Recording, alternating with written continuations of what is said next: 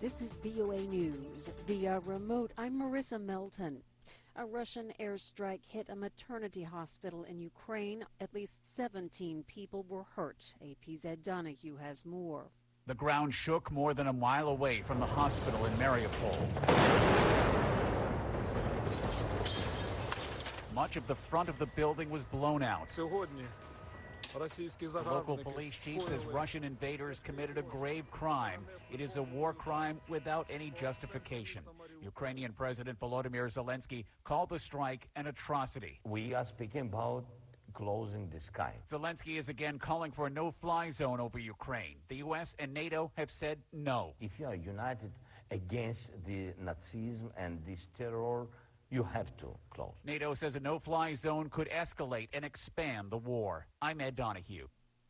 UK authorities have impounded a private jet reportedly linked to a Russian oligarch as they apply new sanctions targeting Moscow over its invasion of Ukraine. UK's Transport Secretary had already banned Russia-linked aircraft from UK airspace and airports.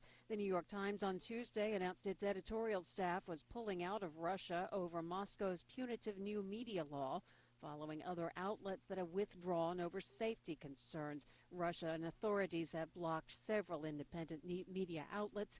Last week, it moved to impose harsh jail terms for what it called false news about the army as part of its efforts to muffle dissent. The new law, signed by President Vladimir Putin on Friday, creates prison sentences of up to 15 years for spreading information aimed at, quote, discrediting military forces.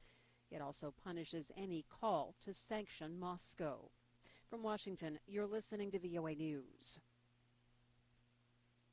The first person to receive a heart transplant from a pig has died. AP's Shelley Adler reports.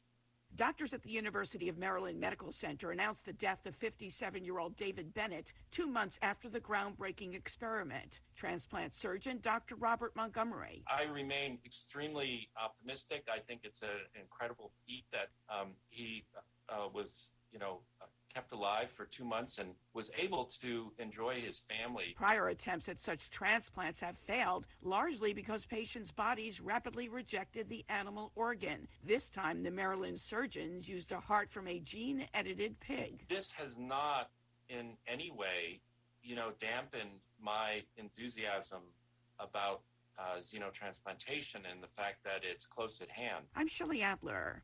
A French court on Wednesday sentenced to jail terms of up to 13 years 3 men charged with connections to the brutal 2016 jihadi killing of an 85-year-old priest that shocked the country.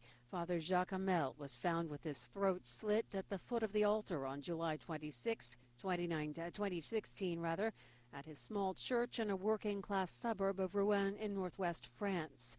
The 2 19-year-old assailants also seriously wounded a worshiper after bursting in during Mass and taking hostages before being killed by police as they tried to leave the church. They claimed in a video to be members of the Islamic State group. Islamic State later called them its soldiers retaliating for France's fight against jihadis in Syria and Iraq. With the assailants dead, the 3 suspects on trial were charged with association in a terrorist act. The Paris court sentenced one suspect to 8 years in prison, another to 10 years, and the third to 13 years. A 4th defendant is presumed dead in Iraq. He was sentenced in absentia to life in prison for complicity in the killing. A bipartisan group of U.S. lawmakers has written a letter asking the Department of Justice to determine whether online retailer Amazon engaged in obstruction of Congress during an investigation of the company's competitive practices.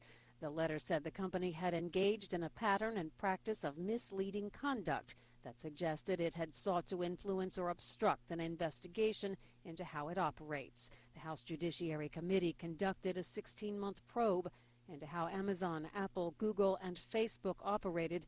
During the investigation, lawmakers focused on Amazon's use of private label products and collection of third-party data. Amazon has told CNBC that there's no factual basis for the allegations.